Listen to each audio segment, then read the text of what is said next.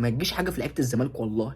والله العظيم اللعيبه الاحتياطيه تنزل تجيب الماتش. انت لو اللعيبه نزلت ارتجاليه والله هتكسب الماتش عادي جدا. انا مش عارف وايه تغيير الكريم الدبيس بحسين الشحات دي؟ ايه ده؟ ايه ده؟ هو كريم الدبيس عامل لك يعني عامل لك حاجه؟ يعني بيرش لك بودره عفاريت في قفاك ولا بيعمل ايه بجد؟ والله انا نفسي افهم والله اللي انت بتعمله ده. يعني نفسي افهمك مره واحده. يعني خلاص احنا كده بنسلم الدوري البيراميدز على طبق من ذهب، بنقول لهم اتفضلوا.